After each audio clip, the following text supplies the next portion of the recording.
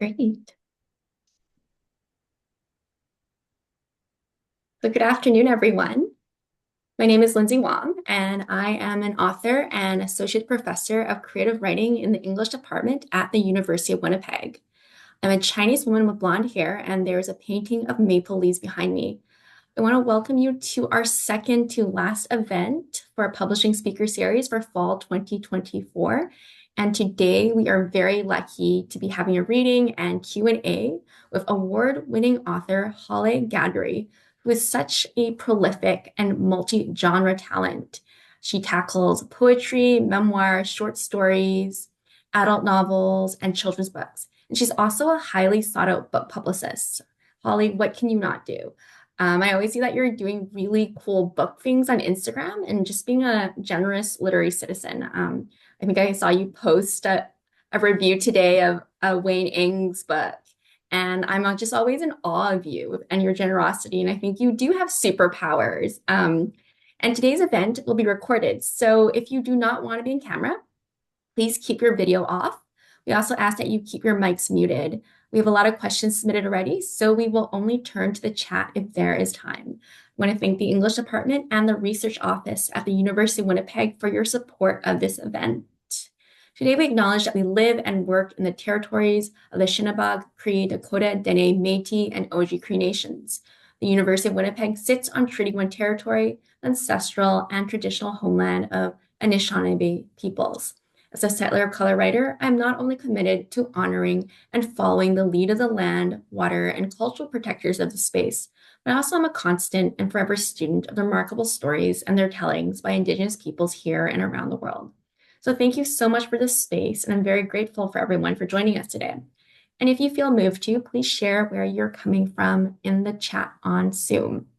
So again, I'm very excited to welcome Hollay Ghadery, who is an award-winning author and publicist and a multi-genre writer living in Ontario on Anishinaabe land. She has her MFA in creative writing from the University of Guelph. Fuse, her memoir of mixed race identity and mental health, was released by Guernica Editions in 2021 and won the 2023 Canadian Book Club Award for Nonfiction Memoir.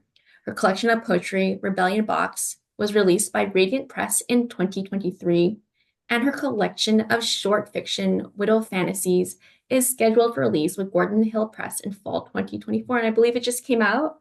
Yeah.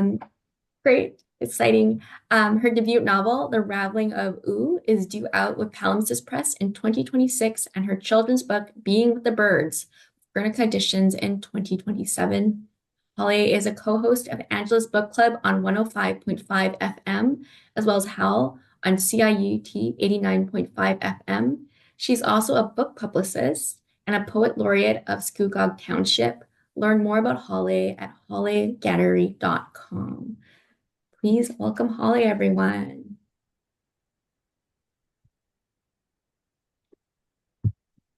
It's really good to be here. Thank you for taking time out of your busy schedule. You're telling me like you're just off from the gym, and I've seen, all your posts. I'm like, how do you do it all? Yeah, I don't know. I mean, it's not good. I'm in physio because of it. Oh My no. body is so stressed out. I actually don't recommend it. I mean, not only is comparison the thief of joy, but I think comparison can have people mimicking some really harmful behaviors, which isn't Mhm. necessarily a good thing. And that aside, what works for somebody else is not necessarily going to work for you. Um, Mhm. Everybody works differently. So, um, I'm a typical addict and I have addictive behaviors, and productivity is one of them. And it's not something I encourage people to emulate because it does like joy suck some of my life. And it's a constant battle with me just to take deep breaths and look at my children in the eye and get down to their level when they're talking to me and engage and be there with them. And it's not something that actually comes super easily to me. Not being being a mother does, but I mean like just my brain's everywhere and I have Mhm. connecting from things. But I'm a work in progress like everybody else.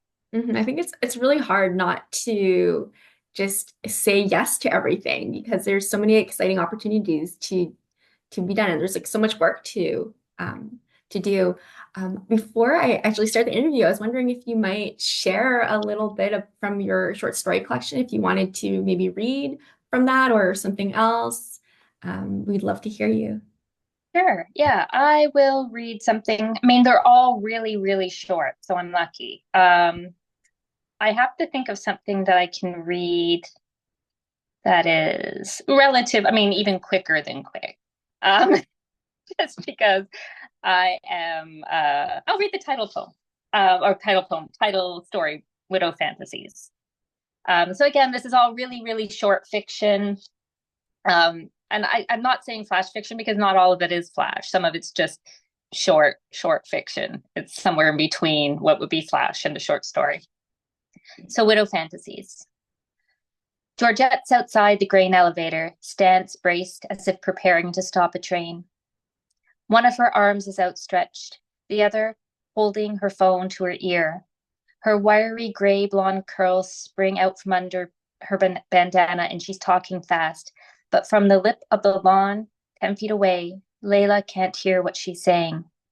The wind picks up and smacks Layla with a trickle gust of fresh hay from the fields. The chickens squabble.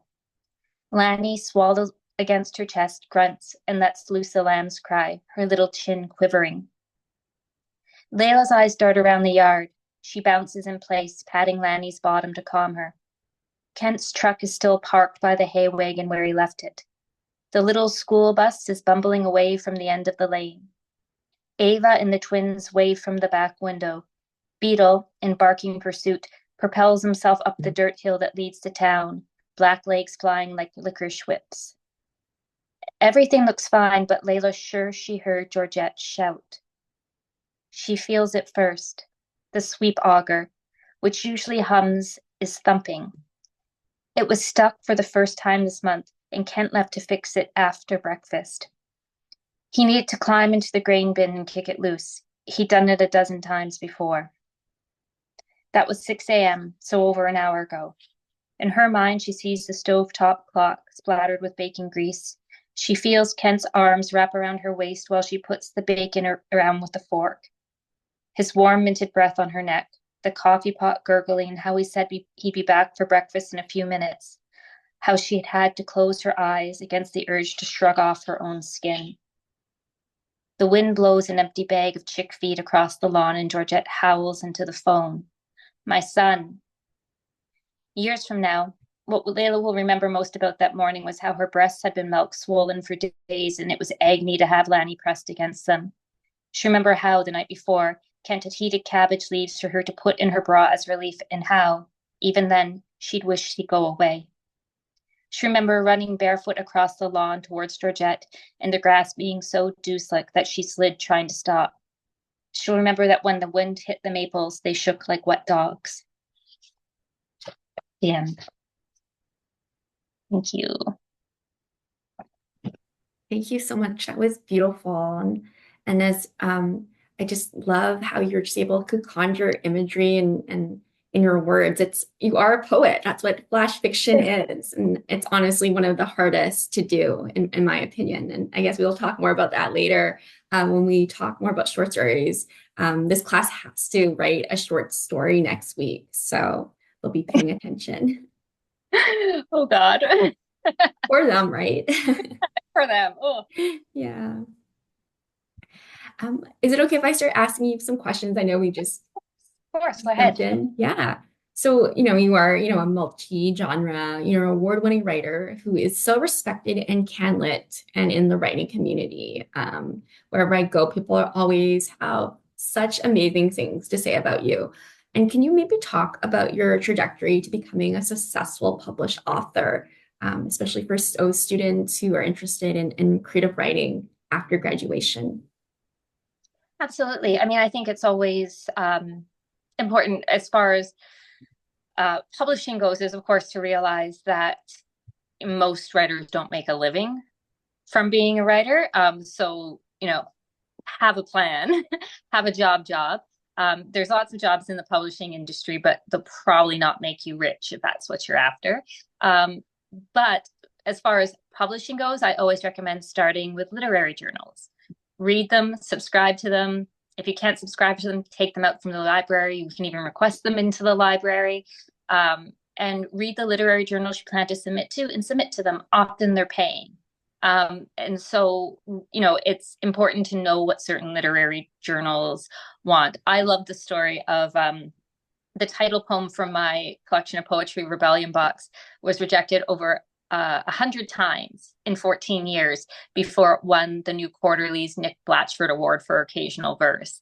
And I always use that as a really strong example of, number one, it's a bit of a crapshoot, publishing anyways, but number two, how sometimes it's not your piece that necessarily needs work. Sometimes it is. It's just finding the right opportunity and right place, because I'd never submitted it to the New Quarterly before. I'd never even thought about it, and finding the right journal for your style of writing is important. So not just like submitting willy-nilly and, throwing spaghetti at a wall and hoping it sticks, but actually knowing who you're submitting to and what they're looking for is super important. And yes, that actually takes work. Yes, you actually have to read other people's work to figure that out. But I mean, isn't that why we're all writers? I mean, don't we start as readers? I think most of us do. So that is where I suggest starting, is literary journals, because when you submit to publishers, it always helps to have a little bit of a background, and it helps when you're applying for grants to have some past publication credits under your belt. And applying for grants is a wonderful way to sustain yourself financially while writing books, which is, I really rely on grants to help me out. So those would be my two, like my biggest, well, the one really, well, two, have another job to fall back on. And number two, that sounds so depressing. And also, definitely start with literary journals. Of course, there's exceptions. I represent two authors right now, and their first books, debut novelists, they have never published anything before. Their first book submitted, the first thing they ever submitted for publication, got accepted. But I would say they're the exception, not the rule. That's really good advice. And I love how practical you are. You're always like, get us another job. And usually in creative writing programs, people never talk about the finances with writing, because chances are most writers, like at least I think 95% of us, don't make enough to support ourselves just based on writing alone. And I think that's so important. And mentioning literary journals, I think that's such a great way of looking at it. And we don't talk about rejections, right? Because that's something you never see in social media. You see someone just submitting their work, and then 2 hours later, it's accepted for publication, right? They get a big agent or a book deal, and that's not always the case for a lot of people. Yeah, yeah. I mean, I get rejected actually, I haven't got rejected a lot recently, but that's just because I haven't been submitting a lot recently. So, I always say I've never been rejected from the CBC prizes, but I've never submitted to the CBC prizes. So it's easy never to have rejection when you don't put yourself out there. But I've got plenty of other rejection. And I mean, I have a really wonderful sense of humor about it, because, I mean, especially with poetry, I mean, when you're doing something that's so undervalued by the world, but you're so passionate about it and you're doing it anyways, there is something really absurd about that on a certain level. So if I can't laugh about it, I probably cry. So, I mean, I have some wonderful rejections, and I get, rejected. I've recently submitted something to a magazine for a humor issue, and I got a reply back saying they didn't think what I submitted was funny. I thought it was. They're like, this is not funny. This is just morbid. And I was like, okay, well, you have a different style of humor than I do, I guess. But I mean, I just bark laughed when I read that. I was like, well, yeah, maybe not. Maybe I'll try somewhere else. Oh, that's so great, because humor is so subjective. I've had a literary agent, one of those, I think, panels where they tell you submit something and they judge it when you don't know the name. And then someone was like, this is not funny, right? I know. I find a lot of things funny that people don't find funny. But I mean, I think that I think it's just a certain brand of humor. And maybe my brand of humor is, has a niche audience. And this particular journal was not one of them. But they did say submit to their regular issue, just not the or one. They're like, why don't you try submitting this to a regular issue? It's just not funny. So, I mean, it was an encouraging section. But I was like, once again, my jokes fall flat. That's fine. I'm sure I would find it funny. I have a very, very weird sense of humor. So, Yeah, yeah. I thought it was. It was about going to a visitation, right? Mhm. It was a poem about, you know, so I guess it was morbid, but I thought it was funny. And I want to talk about your day job, because I know a lot of my friends have worked with you and they've said like you've gone above and beyond with your book publicity. And for our students and our new writers, could you tell us what a book publicist does and why a writer might hire one? A book publicist is sometimes our best friend, right, during the book promotion process, right? And you Mhm. bring us good news, you bring us bad news. So what do they do?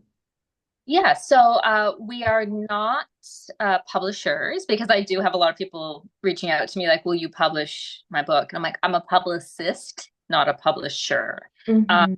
so we don't publish books. We work with publishers and sometimes individual authors to signal boost their book from a media side of things. So I don't have anything to do with distribution. So, if I have a client say to me, "Can you get my book, front and center at Chapters Indigo?" It's like, no, that's a distribution thing. That's a sales thing. That's a marketing thing. There is overlap between publicity and marketing, but for the purposes of what I do, because I'm not an in-house publicist, I don't work in a publishing house with one in particular.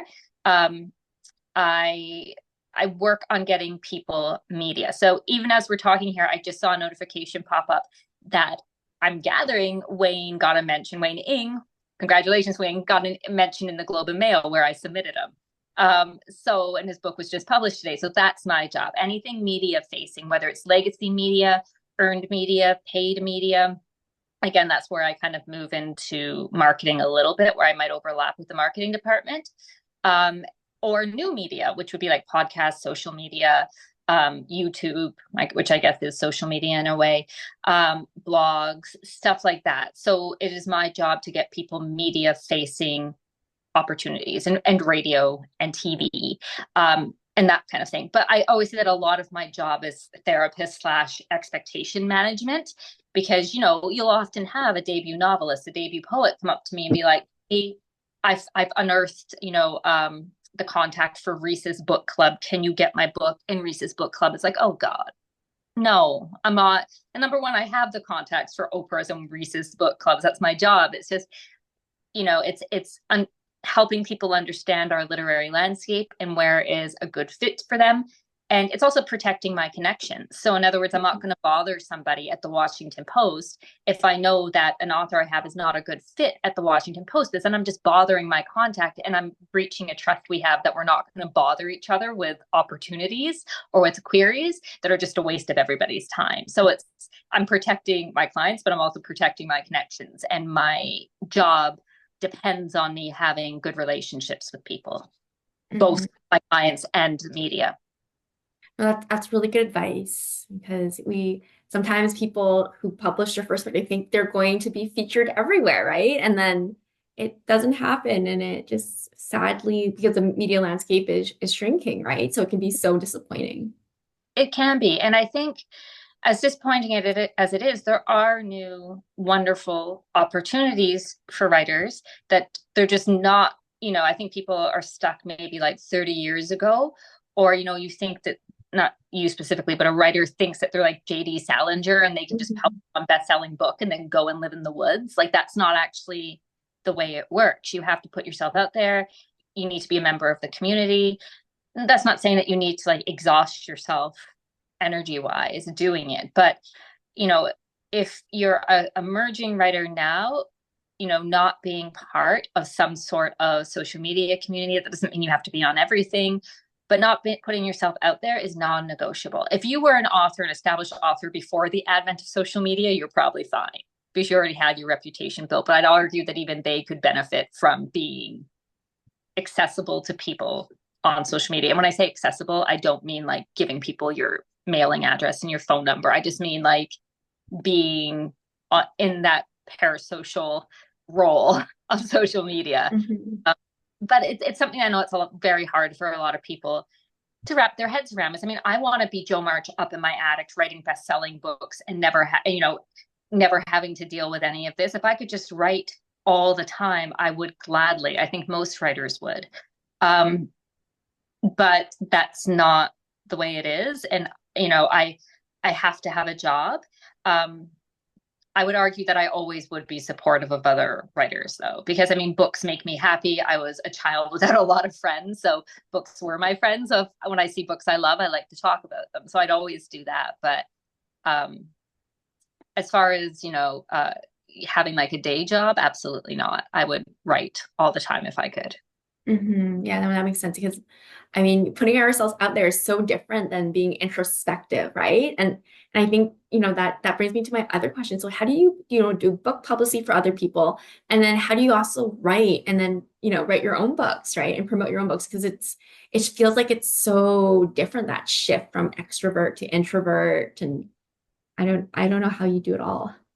I mean, not very well. A lot of like, it seems like I've published all these books or that I'm writing furiously, but you know, I got into book publicity maybe almost like just, I've been in over a year ago. I've been in publicity and PR and communications for 20 years, but this is where we talk about those day jobs. I worked for digital media firms. I was a consultant for a fintech company in Texas. Like I've done a lot of PR and consult work in corporate arenas, and then I moved into book publicity after a contract ended, and I just didn't want to work in with corporate worlds anymore. And then a friend of mine suggested that I do publicity for her book, and I was like, oh, there's no money in the arts. I don't want to do that. Like I have 4 kids, like I can't. But then I also thought, like, I also don't want to go through my life not doing what brings me joy. And while I'd love to not have a day job, if there's any day job I'm going to love, it's going to be working with books. So it seemed like a good idea. So a lot of my stuff was written before I moved into book publicity. And now that I'm in it, I've like managed to write like maybe a handful of poems. Like I'm back to poetry. So it's a balance, it's a juggle. I mean, when I write fiction or any kind of fiction, long or short, it tends to be more time consuming. It's a lot of setting time aside, like saying, I just got back from the gym. It's like, well, I had to make time for that.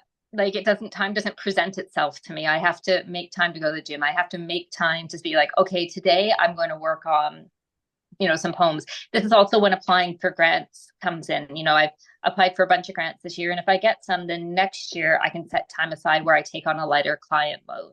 I also have other people who work with me, and I can just like relegate clients to my colleagues and free up a little time for me. But it takes planning. Time doesn't just magically fall into my lap. I have to prepare for it and not get distracted, which is super, super hard when you work in publicity. I mean, I'm in physio, but the whole right side of my body is so messed up from being on a computer or phone all the time doing social media for people. And I love doing it, but my body is talking back to me. So I would say for me, I'm still a work in progress with finding a balance, but my advice is just to make time. Just if you want it, do it. Make the time for it. Don't make excuses. And that's what writing is because no one cares if we don't finish our manuscript, right? Nope. Nobody. No one So cares. no, just do it. Like it's there's inspiration is a fleeting temporary flash. The rest of it is just like sitting your butt in a chair and writing. Like the actual work of writing is not this magical experience. I can't even watch movies about writers. Like when I Because it's stress, right? oh my God, I hate them so much. Like, that's not what it's like. At least that is not even close to my experience of what it's like. First of all, I'm not flying around in a private plane. I'm not, it's not this glamorous lifestyle. It's like any other job where I sit down and I grind it out. That's it. Yeah, it's very unglamorous. Like it's mostly just sitting in your pajamas, right? And like rewriting and rewriting. And then when book publicity comes, it's over so fast, right? You get up at 4 in the morning and if you're lucky, you have a lot of media interviews, right? But it's grueling work. Yeah. And like you have to advocate for yourself. I mean, it's so weird that people like I even have a guide I give all my clients called the Get Over Yourself Guide to self promotion because it like to me it's so weird not to stand behind your own writing. People say, oh, it's arrogant to, self promote. I'm like, it's arrogant not to. You expect other people to care about your work, but you won't. Like, it's so strange to me that people won't just stand behind their work. Like, you know, they have themselves on this strange pedestal where they're too good for it, but they expect other people to do it, like, or they're too shy. And it's like, well, it's time to get over that. Nobody has to be like anybody else. You know what I mean? Hmm. You don't have to do what anyone else is doing. I mean, I can remember seeing, like, I love Helen Knott's Instagram. Like, she does incredible things. I remember she posted this beautiful, like, picturesque picture of herself with her hair billowing in the wind. And I was like, oh my God, I want to do something like that. I'm like, if I did something like that, people would think I was body snatched, right? Like, it wouldn't, like, it's not me. It's not, it's so, like, perfect for her and it is so Hmm. her, but it's not me. It's just like when my friends post their baking. Same thing with if I posted baking, people be like, "Are you okay?" Like, it's like, why are you suddenly baking? Like, it wouldn't make sense. So it's like, just do you, do what's authentic to you, and um don't worry about trying to be like anyone else. But you have to do something. Yeah, no, that's great advice because we feel that pressure to always like promote. I just want to ask about internships at your company. Do you, for students who are interested in working in book publicity, is there a way to apply or? Yeah, I mean, wonderful question. I remember seeing that and going, I don't know. Like,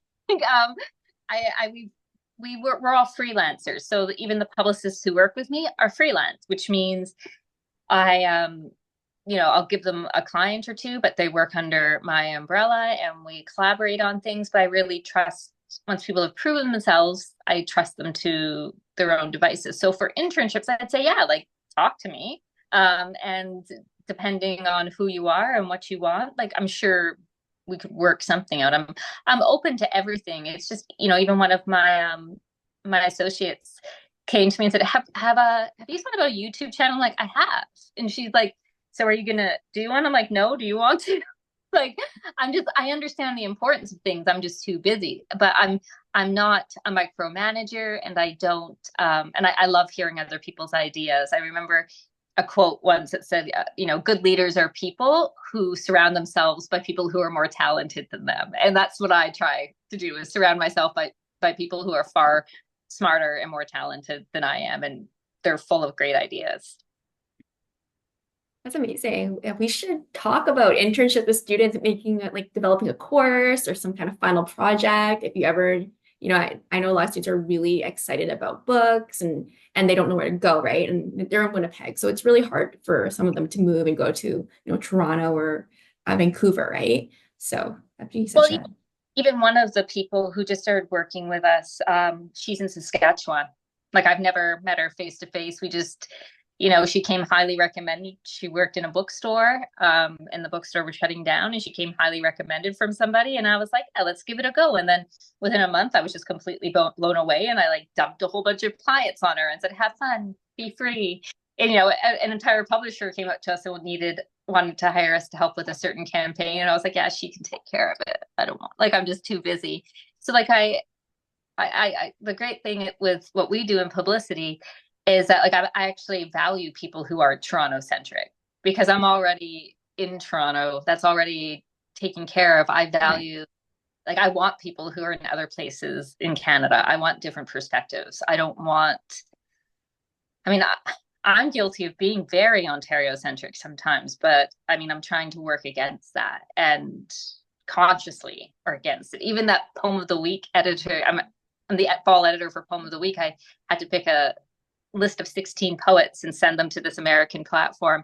And I was so proud of myself because picked all these amazing poets. And I was just like, wow, without even trying, my tastes are so, like, wonderful. And I hate the word diverse, but varied, and um, across demographic and race and age, and just, oh my gosh, and sexuality and gender. I was so proud of myself, and then I realized everybody except one was in Ontario. Scrapped the list. They didn't. I mean, the American platform wouldn't have known, but I knew. And my Mhm. give them a list of 16 Canadian poets, and I was like, oh my God, that is so bad. And when I realized that, I was like, that was like a shakabuku moment for me, where I was like, wow, okay, that's shameful. We're going to work on getting your head out of the Ontario bubble. Yeah. I know like Winnipeg, right? I always like because I'm originally from Vancouver, so I'm always like going back to the West Coast, right? So yeah, Yeah, I'll but I send mean, you my students. yeah, yeah. I mean, but to your question about internships, I'm absolutely open to it. We're River Street has been around for like, I don't know, like almost 15 years, but we've only really actively been in book publicity, like gearing up for it for almost two. So, we're slowly just getting there. And right now we're at that place of being in like too much demand and not enough staff. So I'm definitely open to internships, but we're a growing company. So I've had to hire a bookkeeper to keep me in line. Because I just like throw money around. Like, we even started a reviewer in residence program. Stephen Mayoff is our first reviewer because I want to encourage more active literary criticism, but I want to pay for it. So we have 6 month stints of somebody being a reviewer in residence for us, and they review whatever books they want. They don't even have to be represented by us, as Mhm. long as they're mostly small presses and entirely Canadian. Oh, that's amazing. I love that. Yeah. I mean, I'm not going to poo-poo big presses. Even one of our clients is a big press, one of the multinational. So I'm not poo-pooing them. It's just that I feel like small presses more need more spotlighting. They need more signal boost. The big Yeah. That's all. But it's not that I'm categorically against multinationals at all. I think they publish wonderful literature too. And I've worked with both, and the experience, at my small press was just wonderful. Right? Yeah, It's very, very different. it is. It is. And like I that one article that came up where small presses were like likened to farming leagues in baseball, Mm, how insulting that is, because like small presses, I mean, I don't really have any intention of ever being anywhere but with small presses. Like it's such a weird thing to make them seem like they're less than big presses. I mean, their literature, they're just different. I mean, it's not better. I mean, sometimes I think they are a better for some things, but they're not worse. They're not better. They're just really different. And it's so strange to put them in that category of being like, this is where talent develops. I'm like, no, this is where talent is. It's where talent lands. They're just as good as any other press. It drives me a little bit crazy. So I'm very vocal and passionate about small press books. I mean, I think most of my favorite books are from small presses. And they often are more innovative, right? And the chances they take, especially on like BIPOC and marginalized authors, right? Where big presses tend to be like, is this commercial? Can this sell, right? They're less willing to take a risk on books that are not what that haven't been published before. Exactly, exactly. And I've had that experience. Even my book that is my novel coming out in 2026, it was, I sent it to HarperCollins and they were really wonderful about it, but it was too literary.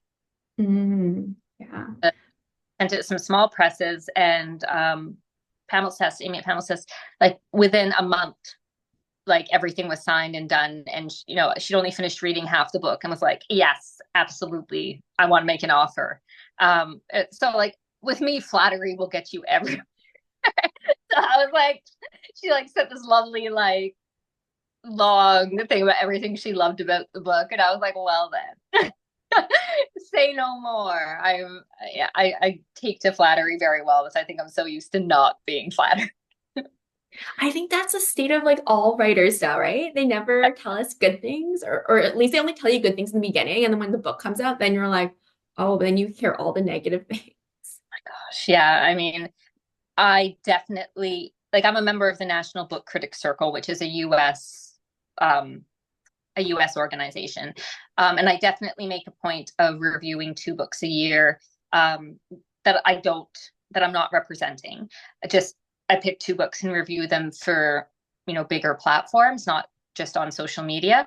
Not make that sound like that's so bad. I sometimes think that I get more attention for books on social media than I do when I publish them in bigger platforms. I'm not sure, but I do that as well. And I really feel like um, if I don't like a book, I'm not going to say anything. Like I'm just not going to say anything. Uh, Hmm don't I don't do like constructively critical reviews. And it's not that I don't have constructive criticism about books, but that's where I like every time I want to write a review or respond critically to a book, it's like, let's just like eat a burrito and meditate on friendship. Like this is not what we're going to do because number one, I work in this industry, you know what they say about not pooping where you live, but it's like what good comes out of this? Like I don't know, I don't want to do that. There's a place for it and there's a person for it.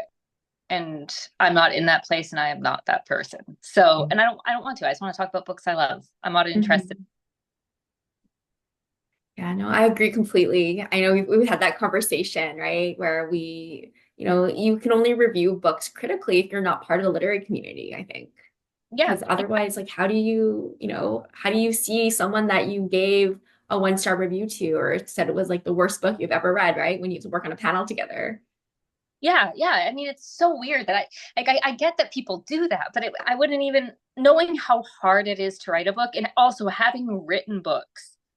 Um, and I think probably everybody does that when you look back and you realize you would have done something different now that it's Yeah. published, knowing that, books are really just time capsules of where you were and, that we grow. Like, I feel like I don't want to do that to another writer. Like, I don't want to criticize them for where they were, who they were then. Like, I already know what a harrowing and thankless task writing is.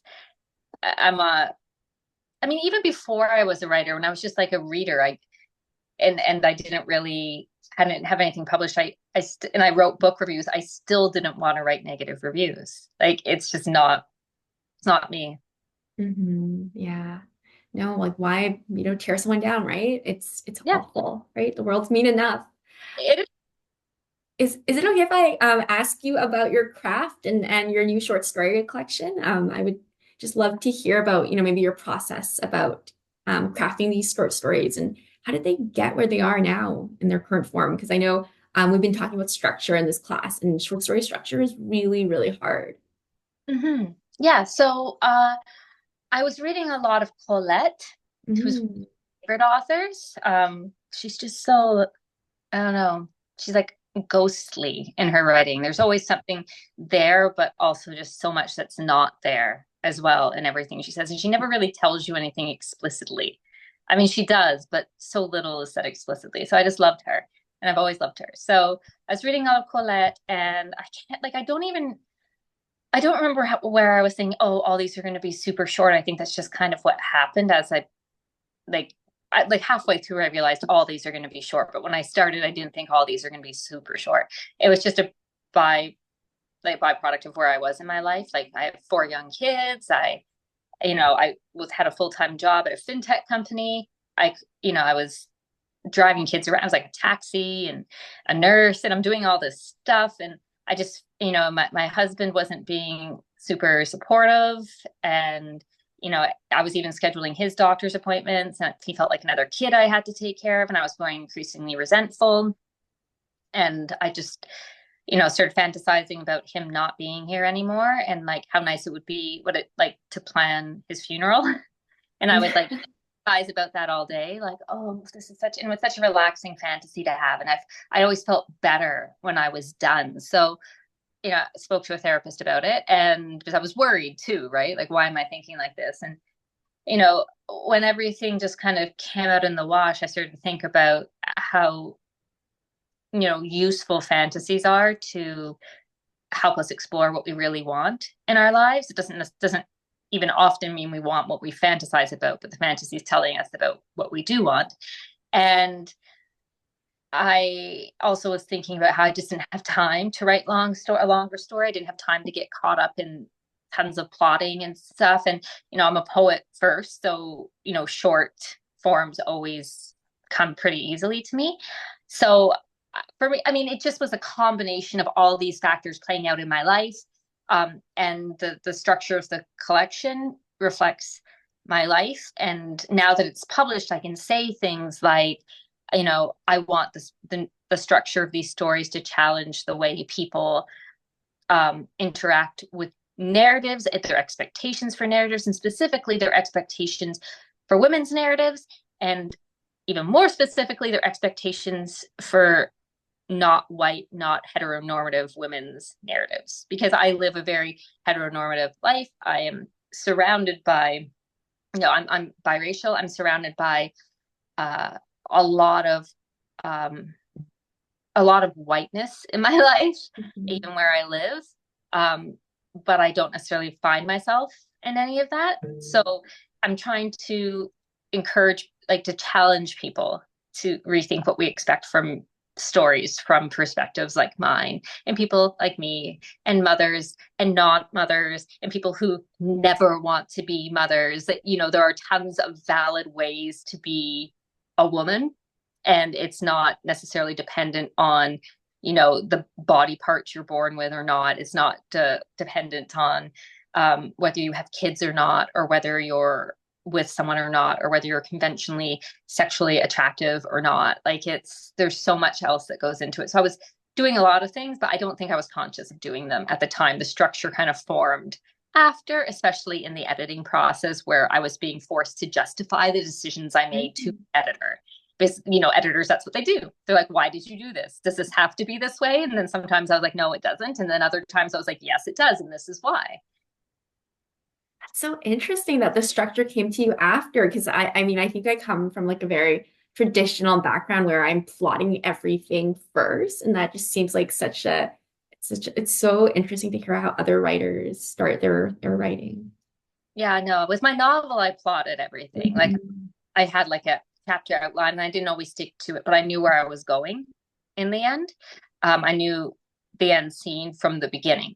I wasn't always sure what was going to happen in the beginning, but I knew what was going to happen. But even then, I mean, I got pushback from um, some people about, narrative choices that I made. Like, the entire novel is narrated by a sock puppet. So the person who the puppet's attached, she doesn't say anything directly the entire novel, but indirectly the puppet speaks for her. And people telling me, we want maybe an omnipresent narrative to balance out the perspective of Ecology Paul, who's the sock puppet. And I was like, and I was really resistant to it. And I'm not precious. Like, I'm not precious about editing or anything like that. And I couldn't figure out why I was having such resistance. And then it occurred to me it's because I felt like people weren't trusting the puppet, and because the puppet's attached to someone who's not neurotypical, and I'm not neurotypical, and I felt like that meant that they weren't trusting me. And then I started thinking about why people don't trust neurodivergent people to tell their own stories, and why we have to always scaffold our narrative structures with neurotypical framework to make it easy to digest. And I was like, no, I refuse to do that. The sock is the only person who gets to narrate the story. Other people speak during it, like to the sock, or the sock recounts what somebody has said. But um, other than that, a really good editor will force you to defend yourself. And in Mhm. the defense of yourself, you can often, reinforce the structure of your story, and add things that position it and justify its existence as it is, which is something that I definitely had to do with Widow Fantasies and the novel. Mhm. Wow. Okay, first of all, sock puppet, that's brilliant. I need to read this novel. Sounds amazing. And Thank you. I just love what you said about how like we think about storytelling always from, a neurotypical point of view. I think that's just such a amazing way of reframing it. Yeah, Thank well, I you. mean, with Widow Fantasies, I'm not trying to be abstruse. I'm Mhm. trying to do anything experimental. I'm not trying to do anything. This is the way my brain works. I mean, I can remember, a wonderful poet and a phenomenal editor, Margot Lapierre, saying to me about my novel, sometimes it's okay just to tell. You don't have to show everything. Sometimes you can just tell us. But like, my brain doesn't work in, I don't know if you've read novels where like everything's told, like she walked here, he did this. Like, I don't necessarily write like that. It's There's elements of that, but that's not what I automatically go for, because that's not how I experience the world. I don't experience, like, I feel more than I talk to myself in my head. Like, Mhm. so it's not like a language based way of experiencing the world, but when you're trying to write that, you have to try to put language the way you experience the world, which Right. is No, That's like such a brilliant way of putting it, and such a so interesting, like the process. Now I want to see. I need to read this novel. I have to. It's a lot of fun. I even had a Katie Powell who did the cover of this book. She's a wonderful San Antonio artist. I even had her paint a portrait of Ecology Paul, who's the sock puppet, because for a year I walked around talking to the sock. Because it's like you can just like to get choreography down. Like, how would someone talk to the sock? How would a sock act in this situation? It mortified my children. They were just like, "Mom, put the sock away. People are coming over." Which really helped me with the book, like how people would react to this. Because my kids at first thought it was funny and then stopped thinking it was funny after a while. But yeah, I had a portrait painted of this sock looking very like how you'd have a portrait painted of royalty, except it's a sock puppet. And I was like, even my husband was like, you've painted a picture, you've commissioned a portrait of a sock. I'm like, yes. I love This that. I grew really attached to that sock puppet. Are they getting sock puppets for Christmas or your Yeah, whole family? I made Maybe. one for my 6-year-old. I shouldn't say, my 6-year-old still thinks it's hilarious. Everybody else is mortified. The older children are mortified, but he still thinks it's funny at least.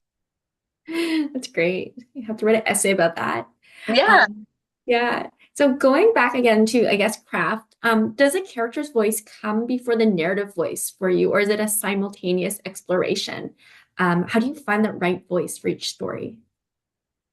I think that like all the voices are little voices in me, like a little Mhm. chorus of frogs in a pond at twilight or something. Like it's just they're all part of who I am, and it that's where it starts, and it's a thought I've had or something I've heard, and then or a story I've been told, and then it resonates, it like clicks with something that's already happening in me. So they're really self-involved stories. I'm an incredibly self-involved person, and then You're not. yeah, I was like, wow, it's me, everything about me, and then it turns into something else or it doesn't. So like the stories in Widow Fantasies, I mean, there's one story about a man who's is having cognitive issues because of hardening in his arteries that go up to his neck.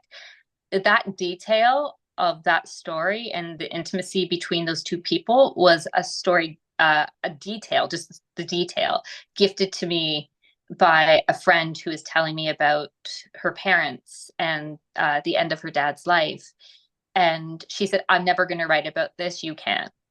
And so that detail of that just split second of intimacy was gifted from hers, but that's all she gave me. So I had to make up stuff around it. And what really spoke to me about that is um, in my own life, loving people who aren't who we knew. Like when people change and through no fault of their own, like because of cognitive decline or disease, and you have to like mourn who they used to be while coming to terms with who they are. So like that part of the story really spoke to me with my own life and my own experience. So I could speak to that, I think, with some authenticity, even though the story isn't anything I've specifically experienced.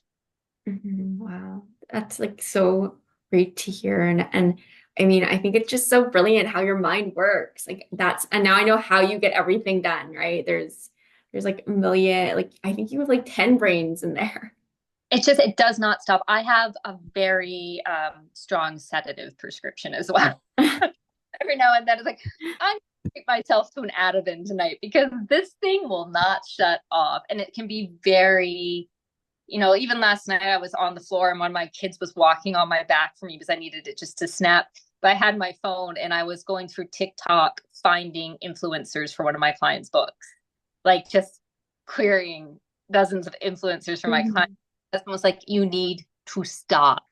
And I was like, yeah, but like I believe like I before I do agree to represent a book, I read the book. Right. So I'm really passionate about all the books that I represent. So when I fall in love with a book, I just want to see all these amazing things happen for it. And I fight for it, but that kind of I feel personally insulted if people don't support the books that I represent. Um, and I think that can make me a little bit too tenacious about it. And I need to just understand a lot of things aren't in my control and I need to let go. Yeah. Well, there's your clients are so lucky to have you, right? Like you just it's like it almost feels like a thankless job, I think, publicity, right? It is. I mean, Wayne, again, I'm talking about Wayne again, but Wayne and his partner Trish sent me a really wonderful article about how so much of what publicists do is unseen because you know, I think it's like, it sounds true. I think the stats are like 95% of queries we send out, we never hear back about. Yeah. People don't respond. People, you can follow up, and it's just sending out your little spaceship into the ether and it never comes back. And you don't know what happened. And that's just something you have to live with. So we do so much work that nothing ever comes from it. Um, Mm-hmm. you only get celebrated when somebody only says thank you when something good happens, but there's all this like buried work that you do. And most people, like I have never had a client I've had any issue with, but sometimes it takes like educating people about the process and what's happening and, our changing media landscape and all this stuff. So it is thankless, but I'm very lucky to have very thankful clients and I'm thankful for them too. So it's a big old love fest. No, I'm glad. Yeah, no, they're wonderful. And I do interview our clients as much as they interview us because we have to make sure we get along. Like I'm a specific kind of person and I hate to be micromanaged and I will not be talked down to and I will not be disrespected. So like you can usually get a feel pretty quickly if somebody's on the same page as you and I listen to my gut. Yeah. I'll ask you one last question about your short story collection or your writing, and then we'll jump into a lightning round. Is that okay? Yeah. Yeah. So, I mean, so you've written, all these genres, and how would you characterize your metamorphosis as a writer? I always say like we're a very different person at the start of the book, and then we're always someone else by the end of it. So, I would love to know more about your journey. Yeah. Well, I mean, I think with like the first book, which was the memoir, which is, when you Mhm. know this, when your first book's a memoir, like it's wonderful in many ways, but it's also like, ugh, you're defined by that for the rest of your life. Oh, I hate that. That's what I'm going through right now. Yeah, it's like, oh, like I'm very thankful because this one book is the one that everyone still wants to talk about, right? And I am thankful for it, but it's just like I'm not the person I was when I wrote that book, and things have changed. And yeah, I 100% agree with that. I think that every single book I write is like jumping off something from the last book. So like Rebellion Box was poems, and it was jumping off of really beginning to dislike labels. As someone who's, not straight, but in a heteronormative relationship and mixed race and bicultural as well. And I've always felt like everybody just wants you to be one thing or the other. And it's really hard when you're none of those things. And when you feel excluded from like all the communities, like you don't belong anywhere. So Rebellion Box just kind of spurned off or jumped off of that, which I discussed in Fuse, but I took it further in Rebellion Box.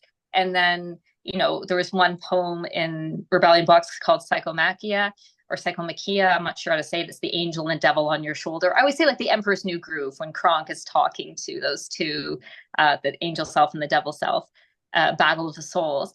That kind of touched upon the first time I thought, about my husband just not being around would be easier. I touched on that and then that jumped off. And then there's one story in Widow Fantasies called TikTok Virgin. And it's when a woman through watching TikTok realizes that she is definitely not straight. And that's where the sock puppet story jumped off from. So I think, all my work speaks and bleeds into itself. And I think with every single book, I get better at self editing. And that's just that learning to trust yourself when something is not working and slashing it out and learning to even just the like tagging dialogue correctly. Like my first book, I was like, dialogue tags were a mess. I feel sorry for the editor. And just like the very practical things, like you slowly get a little bit better and a little bit better. And then what you're sending out to beta readers isn't quite so messy at the end. But I mean, I really think I'm just learning to trust myself. And somebody said to me, once that you know what you want to write next because it's what you're really passionate about. And that's what it is for me, is like whatever I can't stop thinking about, whatever I'm obsessing about is what I should write about. Because like every now and then I'll see like some great story and be like, oh, I should write about that. I should write a novel about that. But like I'm done thinking about it in 5 minutes. Well, that's probably not for me then. Hmm. I know I love what you say about like being obsessed with something, right? Because Yeah. it's all consuming what, writing is. Mhm. Um, shall we go into lightning round? I'm kind of excited. I want to hear your answers. Yes, definitely. Okay, so being an author is like fill in the blank. Being an author is like being invited out for cake, but when you are out, there's no cake. Oh no, that's terrible. So they tricked you. It feels like that you arrive at the party and there's no cake. But is there something else to eat at the party, or is it just like there's No, nothing? there's just nothing. I mean, I shouldn't even say it. Yes, there's other stuff probably, or you were expected to bring the cake yourself, Oh something no. like it was like, oh, I was supposed to bring the cake. Oops, then you have to go out and buy the cake or make the cake. It's just so I think it's just for me, it was a lot like the idealized expectation of what I thought being a writer was, and then what being an author is two completely different things. Same, yeah, I agree completely. Yeah. One thing you wished you had known before becoming a creative writer. I would say just that, just 100% stay in my own lane. Um, Hmm. if you stay in your own lane, there's no traffic. Just 100% be yourself. Don't try to be like anybody else. I know I've said this before, but just don't try to, you can learn from other writers. Definitely read widely, see what they're doing, keep a reading journal, all this stuff. But just 100% just be you and don't worry about anything else. Hmm. That's really good advice because I think like a lot of new writers feel that pressure to write trends or write because they think an agent wants something or a publisher wants something. Yeah, I mean, I think no matter what, we're responding to what's happening in the world anyway. So it's going to be in some way trendy. And I think that writers are better, or artists in general are really good at, you know, um, predicting things. I'm not trying to make it seem pretentious, but, sometimes people will write a novel and then like that thing will happen 10 years later. And it's like, you know, life imitating art. So I don't think we really have to worry about it or buy into trends or, as BIPOC authors, you know, buy into that trend of trying to compete in the oppression Olympics or something. Like just do do your thing. Don't worry about anything else. Hmm. No, that's really good advice and a good reminder. What is your writerly superpower? I think I already know. I don't know. I don't know what I think it's to take or the again, I'm not very precious about things. Like I will take criticism. I can from beta readers, I'm fine rewriting things. And I really just don't, I'm incapable of giving up on stuff. I Mhm. like, no matter how many rejections I get, no matter what happens, like I'm not deterred easily because I love books. I love writing. I still remember what it feels like the first time I read Frenchman's Creek by Daphne du Maurier. You know what I mean? Like that kind of magic. I don't get caught up in the politics. I don't get caught up in being angry or bitter or why not me for this award? Why not me for none of it actually matters because it's just about the book. It's just about writing. It's just about that magic and or working something out in my head. It's about contributing to something bigger than myself, whether or not it's recognized or not. Mhm. It's your passion, right? It's just like Yeah. that drives you. Yeah. Back to the joy. Yeah. Um, what are some books you wish you had written or something that you admire or envy in other writers' styles or writing habits? Um, I'll do books. I wish I'd written Babsi Sidhwa's Cracking India. Not that I obviously could have, but like that's just such a beautiful, beautiful book. I wish I'd written Rebecca by Daphne du Maurier. That's just so amazing too. The whole premise of the fact that I read that whole book the first time without realizing the main character didn't have a name. You know what I Mhm. mean? The Rebecca, the dead woman, has a name, Right. but the narrator of it does not, is completely unnamed the whole book, and I didn't even realize that till somebody pointed it out to me, and that's amazing. And then I mean I wish I wrote more like Michael Ondaatje. I know that he's kind of an obvious choice for many, but I love his writing and I love the writing of George Eliot Clarke a lot too. Yeah. Yeah. I always like when I read other writers that I admire, I'm just like, why can't I do that? Right. It's like comparison game again, which is so hard not to do. Yeah, because Uh, I mean, you have your own wonderful style, but I think that's when like again for me keeping a reading journal and like I'll be like, oh, I like the way that did this, and then mhm, out of it, and if it organically works into anything I'm doing, or I can like play with it. And this is the poet thing: is poets do nothing but play with words. So like even if it's just like two words I'm playing with, or a sentence that I'm playing with, I'll just keep working a sentence for like weeks sometimes.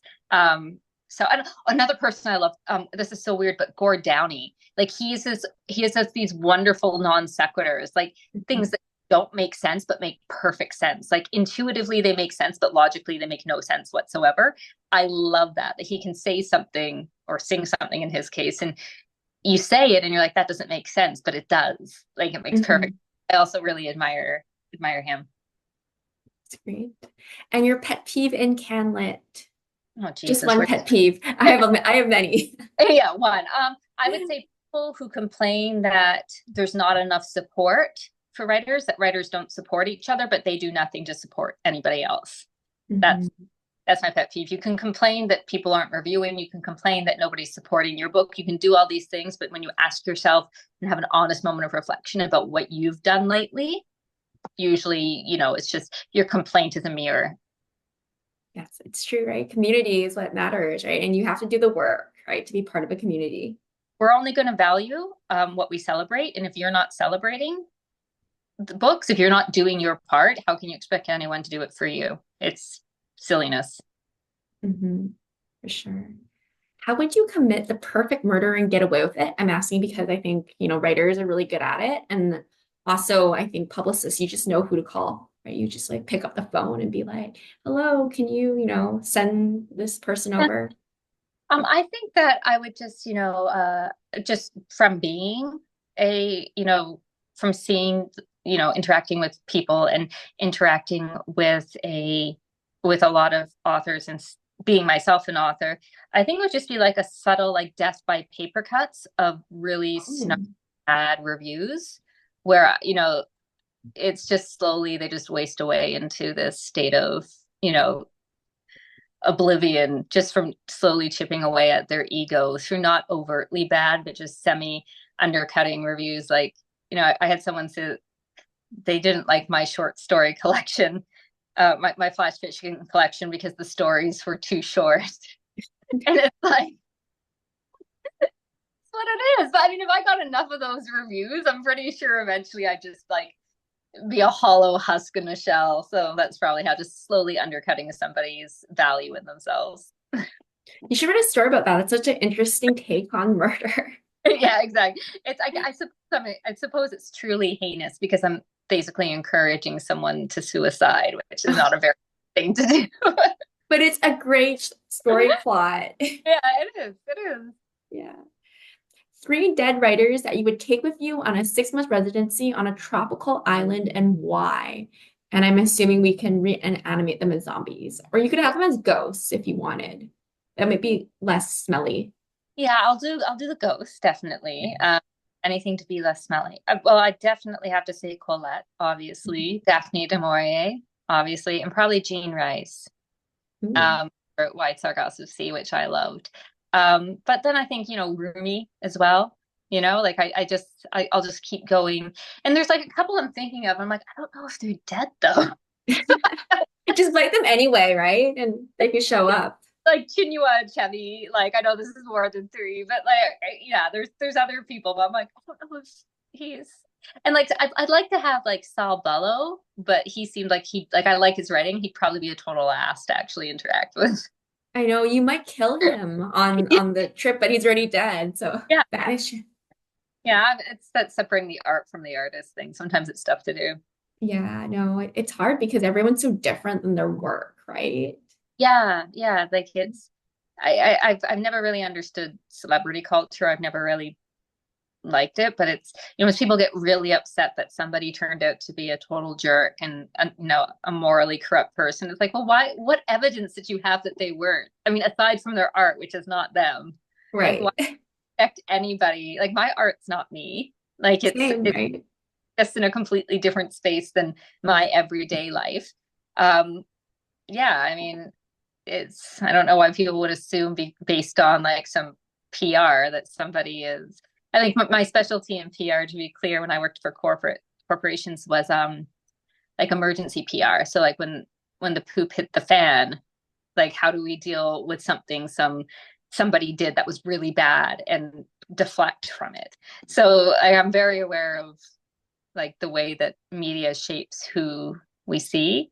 And yeah, it disabused me of any notion that anyone is inherently good. It's so So that's why interesting. I lean into just being a terrible person. And I'm just like, yes, I wish my husband wasn't around anymore. Yes, I will be completely honest about this. Yes, that way when you find out I'm not a very nice person, you knew that all along. I never claimed to be. But writers are not nice. You cannot be nice to write a compelling plot, I think, No, no, I think you need to, right? I think you need to be dark.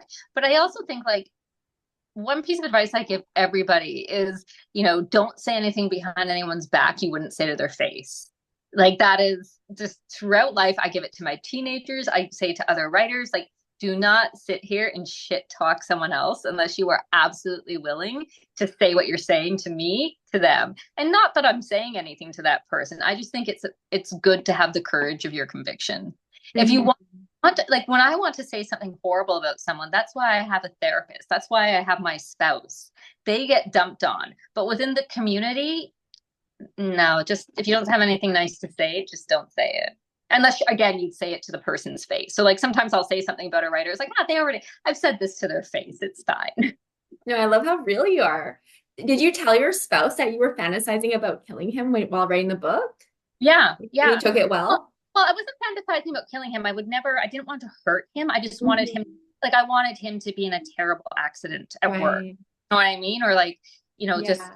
picturing opening the door and his boss standing there. Like, I really, and like, just this lightness, this freedom that I feel. So, yeah, no, I absolutely talked to him. But, like, again, I think that it worked because he's changed. He not only helps, he takes initiative for stuff. Like, for birthdays, he actually just gets gifts without me. I'll be like, oh, I have to go out and get something. He's like, oh, I already took care of it. It's like, oh my God. Like, I don't have to do this anymore. Like all that second shift stuff that always falls to the women to do, it helped him as he realized, wow, she must be really unhappy if she's thinking this. And to his credit, you know, what did he say? He did an Instagram post about it where he said, people kept on asking him, how do you feel about Hollay doing this? How do you feel about Hollay doing this? Expecting him to be enraged. And he said something like, well, like all great art, it encouraged self-reflection. And I was like, that's a very That's brilliant. I love that so much. I love this anecdote. it just We've made taken, sorry, we've taken so much of your time. Can I ask you just like one last question? Um, your most embarrassing moment at a literary event, and you can skip this one, but I do want to know later. my gosh, there's so many. I'm gonna do the one that incriminates only me.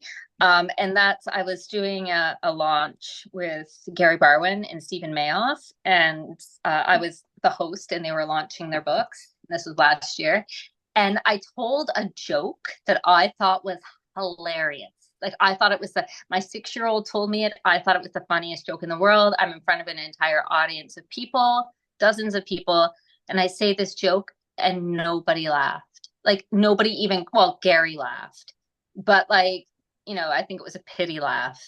Like they just looked at me like I was the most ridiculous person to ever walk the face of the earth. And when you can just feel yourself go bright red, I was, Mhm. and now Oh, the thing is, I keep telling this story over and over again. And I'm even more committed to that joke than ever, though. But in the moment, it was so humiliating that I like I was out of body experience. Like just to have people stare at you blank face, like not even a hint of a smile. That was pretty awful. oh no. Lasts forever. It does. Yeah. Thank, Thank you so much. We've taken so much of your time already today. That was so terrific, and we learned so much from you. Really appreciate you taking time out of your busy schedule away from your clients and your own writing to come talk to us. So thank you so much. Oh, it was a pleasure. Thank you so much for having me. And thank you to all the students who were here and listening.